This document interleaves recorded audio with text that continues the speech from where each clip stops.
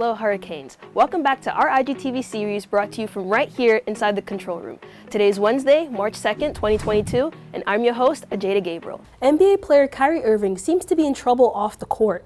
The Brooklyn Nets guard took to Twitter on Thursday to share his support for a seemingly anti-Semitic book and film.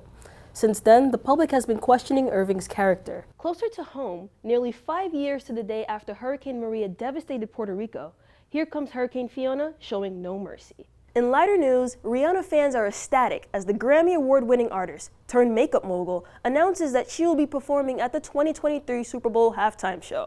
In a cryptic yet telling Instagram post of her hand holding an NFL-branded football, the Diamonds crooner announces her brief return to the music scene after a 6-year hiatus. One cheerleading team is having an extra reason to be cheerful. The cheer team, the South Jersey Storm Twisters, found out Monday that they qualify for the World Cheerleading Championship. And what makes this so special? The team is made up of special needs children who by chance found out the news celebrating World Down Syndrome Day. Siri, play Mask Off by Future because the University of Miami has officially lifted their indoor mask mandates. The communication office has sent a school-wide email lifting the policy after almost 2 years. The email says masks are no longer required in indoor places on the Coral Gables and the Marine campus.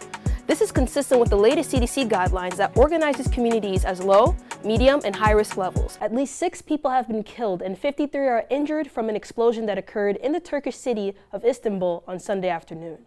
The explosion took place in a popular tourist area called Istiklal Street in Beyoğlu Square that was heavily crowded on Sunday.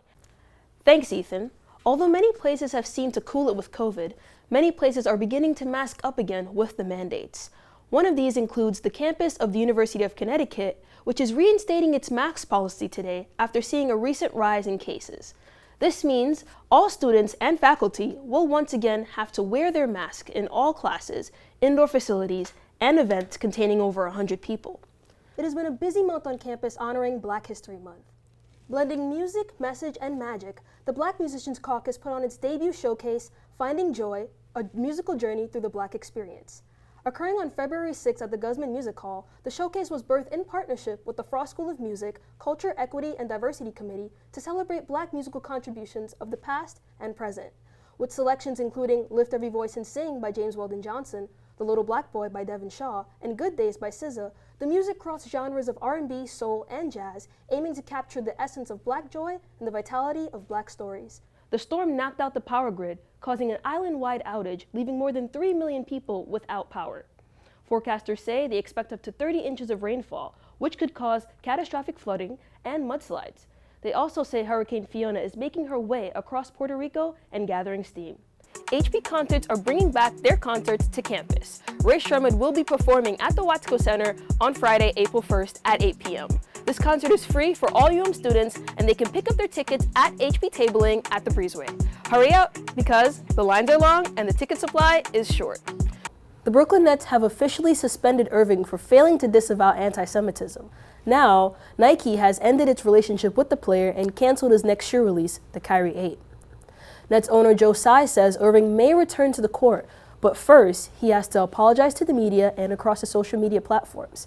Well, that's all I have for you today. Back to you guys at the desk.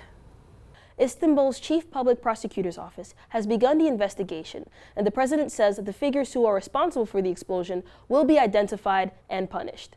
This is a developing story, and we will continue to keep you updated. That's all we have for you today. Back to you guys at the desk.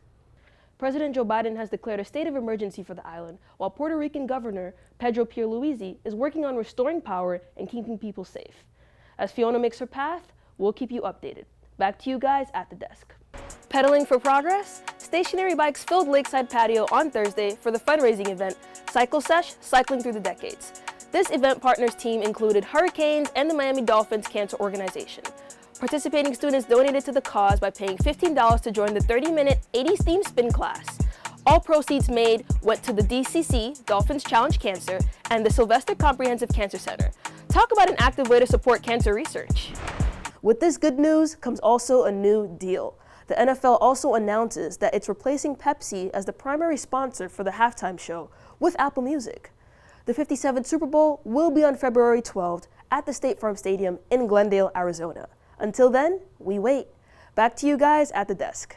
The mandate will remain in effect on campus for the rest of the semester. Back to you guys at the desk.